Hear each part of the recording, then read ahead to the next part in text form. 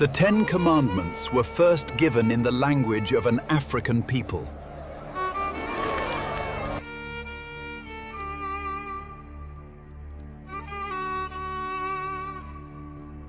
Every letter you learned in kindergarten, every letter in the alphabet song you sang with your hand on your heart, every letter in the Bible you carry to church, every letter in the Constitution, every letter in every book in every library in the Western world traces its ancestry in a single unbroken line back to pictures carved into rock walls inside an Egyptian mine on African soil sometime around 1800 BC.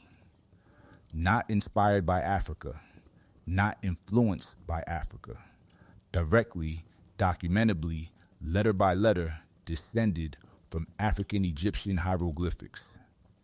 And the language those pictures became, the language that the Ten Commandments were carved in on those tablets God handed Moses on that African mountain, is not a language that dropped out of the sky. It is a language that Semitic workers developed by sitting inside an African turquoise mine, looking at the Egyptian writing on the walls around them and building something new from what Africa had already invented. The Ten Commandments were not given in a European language. They were not given in a language from anywhere near Europe. They were given in a language whose entire alphabet was constructed from African pictographs in an African territory received by a man raised in an African palace. And tonight, we are going to prove it letter by letter.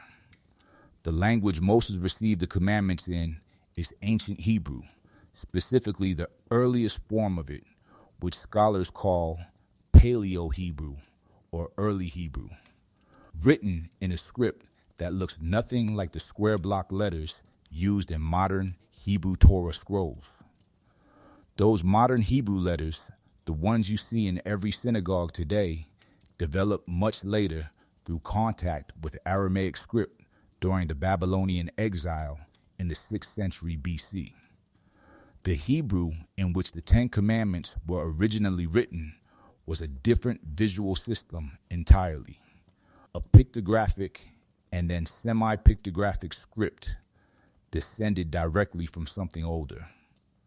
To understand what language God spoke on Sinai and what script those tablets were carved in, you have to go back further than Moses himself, back to the moment the alphabet was created.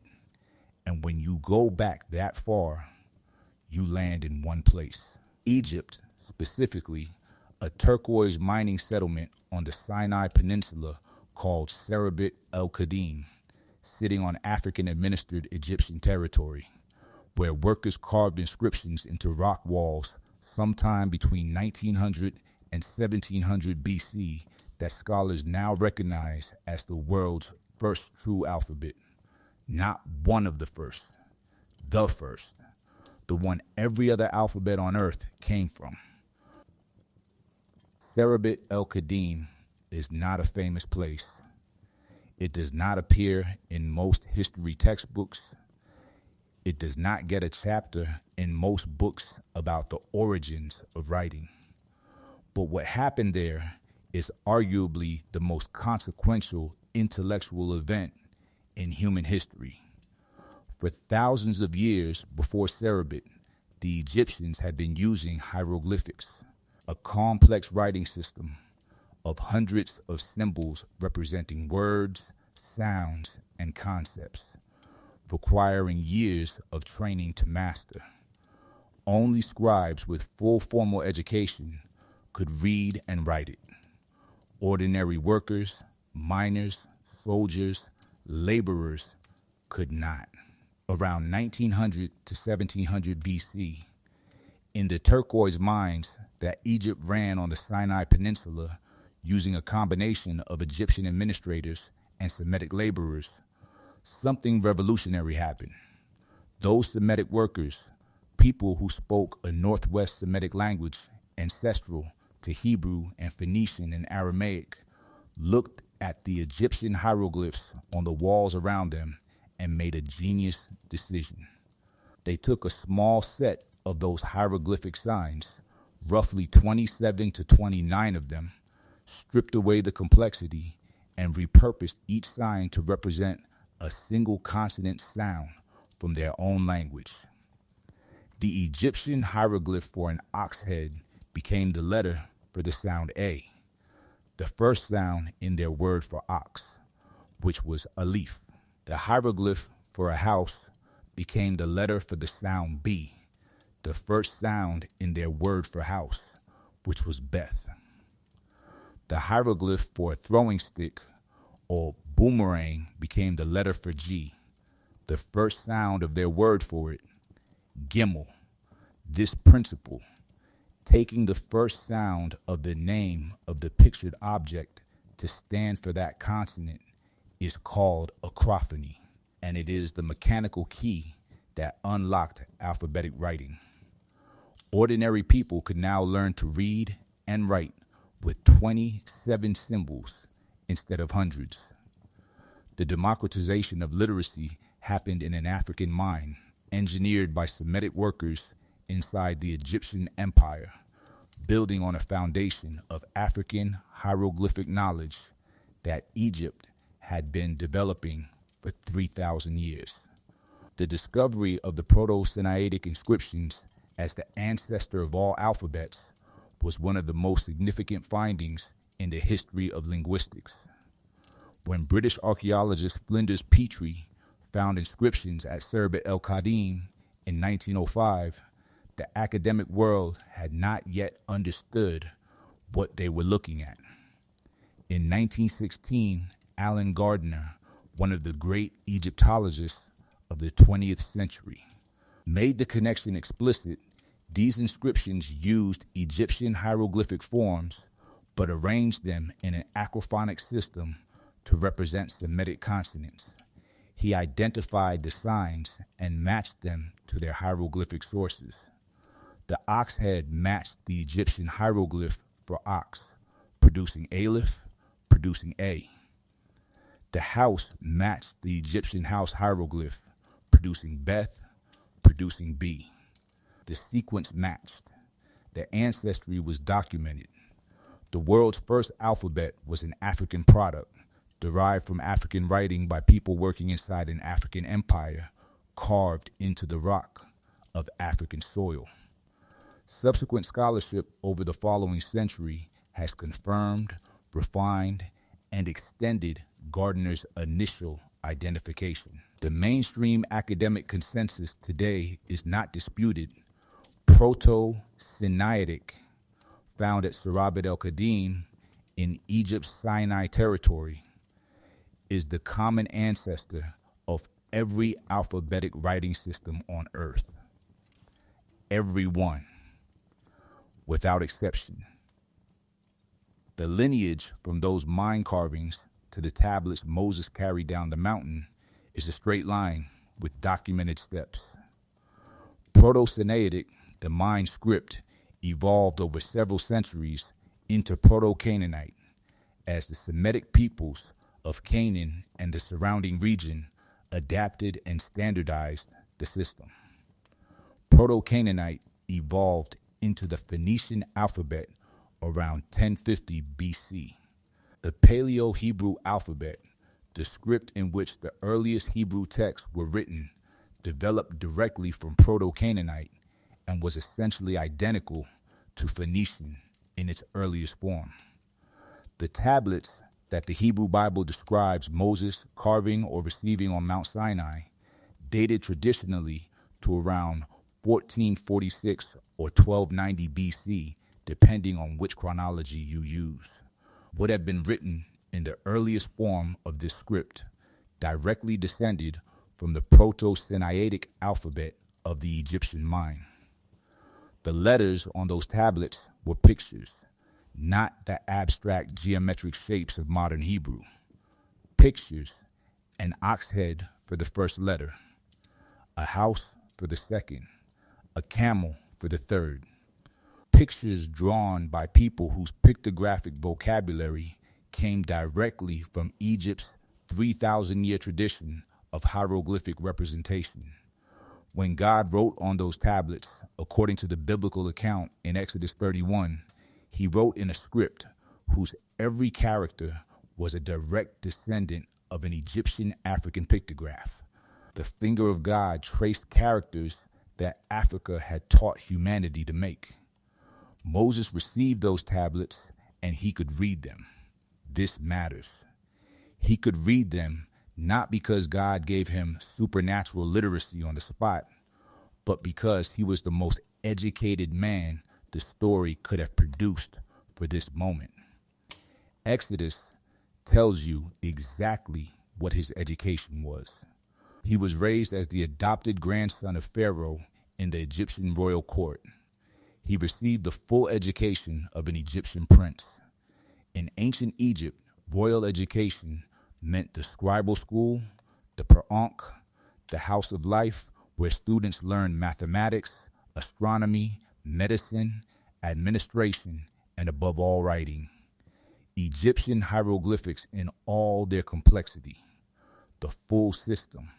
Years of it. When Moses stood on that mountain and received carved tablets, he was a man who had spent his formative years mastering the writing system from which the alphabet on those tablets was directly descended.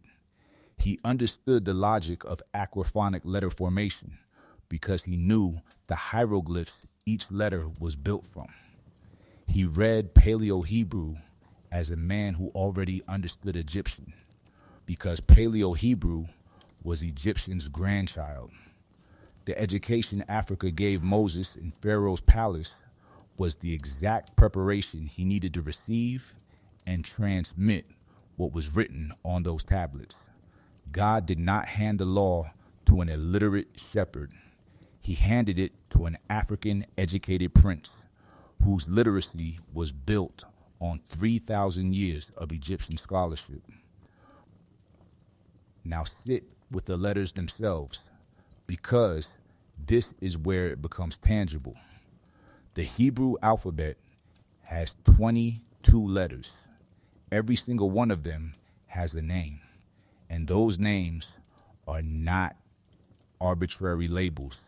They are the original aquaphonic words, the African-derived images that each letter was built from, preserved in the names of the letters themselves like fossils of the pictographic system that produced them. Aleph, the first letter, means ox. The letter was originally drawn as an ox head. The Egyptian hieroglyph for an ox head became the letter for the A sound. You can take the modern Hebrew letter Aleph and rotate it and see the horns of the ox still visible in its shape. Beth, the second letter, means house. The letter was drawn as a floor plan of a simple house. The hieroglyph for house in Egyptian contributed to its form. Gimel, the third letter, means camel. Drawn as a camel's neck and head in the earliest inscriptions. Dalet means door. He means window. Vav means hook or peg. Zion means weapon. Chet means fence or courtyard wall. Tet means wheel or coiled snake. Yod means hand, drawn as a hand. Kaf means palm of the hand. Lam means ox goad, the stick used to drive cattle. Mem means water, drawn as wavy lines. Nun means fish or serpent. Samek means support or fish. Ayin means eye, drawn as an eye, literally the same pictographic logic as the Egyptian hieroglyphic eye of Horus. Pe means mouth. Sade means hunting or fishhook. Kof means back of the head or monkey. Resh means head. Shin means teeth or bow. Tav means mark or cross. Every single one of these names describes a concrete physical object from the ancient Near Eastern and African world. Every single one traces to a pictographic origin, and that origin sits in the intersection of Egyptian hieroglyphic tradition and Semitic linguistic adaptation that happened in an African mind. When you recite the Hebrew alphabet, you are reciting an inventory of African pictures. The word carved at the top of those tablets, the name of the God who gave the commandments, carries its own African story. The 10 Commandments open with the words, I am the Lord your God. The Hebrew is Enochi, Yahweh, Elohesha. The divine name El, which forms the root of Elohim, the Hebrew word for God used throughout the creation account and across the Hebrew Bible, is a Semitic divine name whose usage spans the ancient Near East and whose presence in religious texts from Ugarit in modern Syria to the inscriptions of the Sinai shows it functioning as a common sacred vocabulary across the entire region of African and Near Eastern contact. El shows up in Egyptian context, in Canaanite religious texts, in Phoenician inscriptions, in the divine names of every Semitic people living within the sphere of Egyptian cultural influence. It is a word that belongs to the linguistic world that Africa and the ancient Near East jointly produced. The divine name, Yah, as we discussed in an earlier video in this series, carries roots associated with the Midianite and Kenite religious traditions of the African and Arabian desert corridor. The very name God used to identify himself to Moses, I am you, is embedded in the linguistic and religious vocabulary of the African adjacent peoples Moses had been living among. The name of God on those tablets grew from African and African adjacent soil, the same way the alphabet they were written in did. The commandments themselves, as carved and transmitted, entered the literary tradition of a people whose entire written culture at that moment was being shaped by what happened in and around the Egyptian sphere. The oldest surviving Hebrew inscriptions outside of the biblical text, the Gezer calendar dated to around 925 BC, the Tel Dan Stele from the 9th century BC. The Sloam inscription from around 700 BC are all written in Paleo-Hebrew script, the direct descendant of Proto-Sinaitic, and they look dramatically different from the Hebrew you see in a modern Torah. The Paleo-Hebrew letters are pictographic relatives. They breathe the same air as their Egyptian ancestors. The scribes writing them were operating in a literary tradition that had never fully separated from its African origins because those origins were recent, direct, and structurally embedded in every character of the alphabet. You cannot write a single word of biblical Hebrew at any period in its history without using a letter that was invented in Africa. There is no workaround. There is no alternative lineage. The scholarship is settled. The letters came from Egyptian hieroglyphics via the Sinai mines.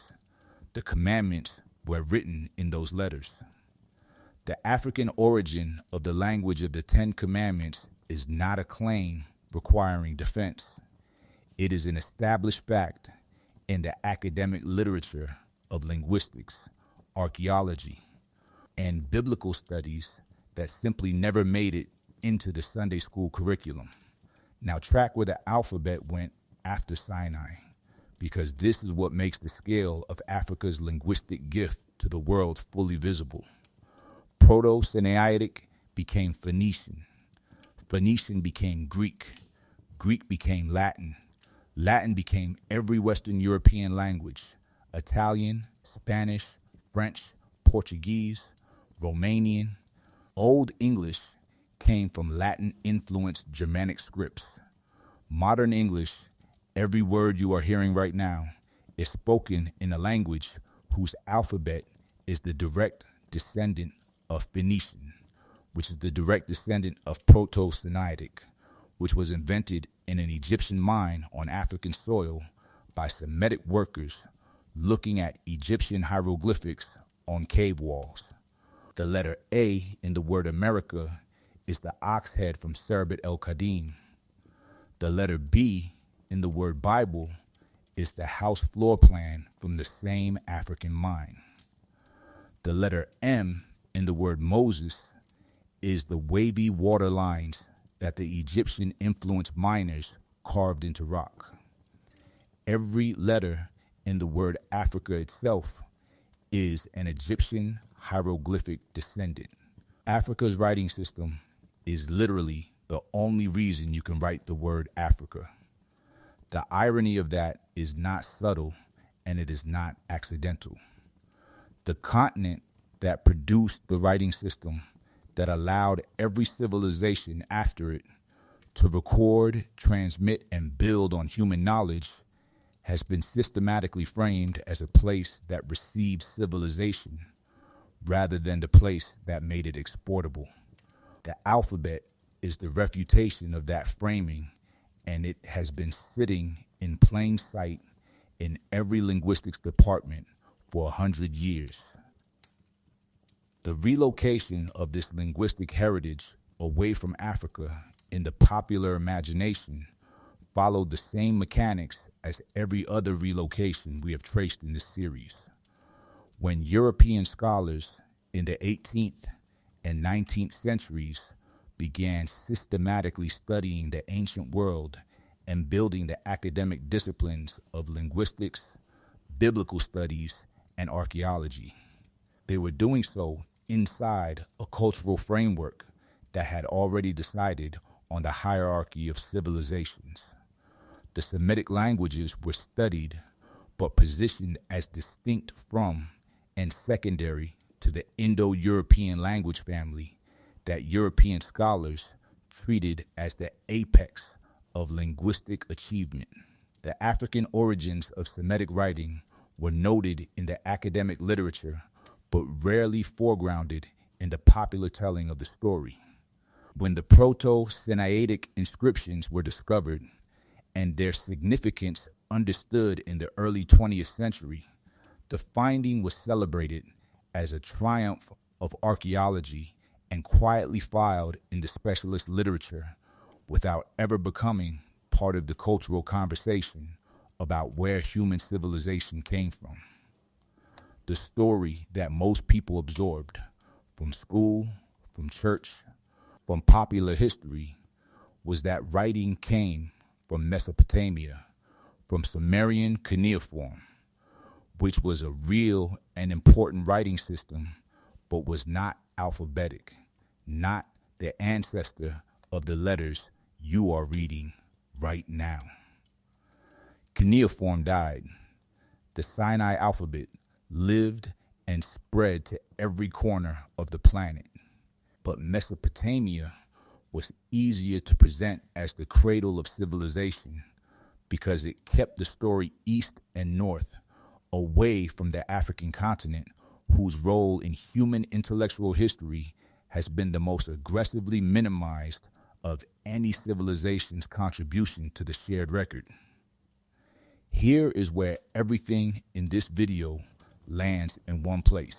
The Ten Commandments, the foundational moral and legal document of Western civilization, were spoken by a God whose name was embedded in the religious vocabulary of African and African-adjacent desert peoples, received by a man educated in an African palace on a mountain inside Egyptian administered African territory, carved in a script whose every letter was descended from Egyptian. Hieroglyphics invented and refined over 3,000 years of African intellectual tradition via an alphabet created by Semitic workers inside an African turquoise mine around 1800 BC. There is not a single element of the language of the Ten Commandments that does not trace directly to African ground. Not one letter, not one divine name, not the hands that received them, not the mountain they were given on. The moral foundation of Western civilization was delivered in an African language to an African educated man in Africa. And the letter you use to write the word law, the letter L, which is the lamed, the ox goad, whose shape you can trace back through Phoenician, through Proto-Canaanite, through Paleo-Hebrew, all the way to the picture on the wall of a mine at Serabit, el-Khadim, on the Egyptian Sinai, was invented by an African worker who looked at the symbols of the civilization around him and decided to make something new from them. Every law in the Western world is written in letters that worker made. It is time we said his name. We don't know it. But we know where he was standing when he carved the first letter.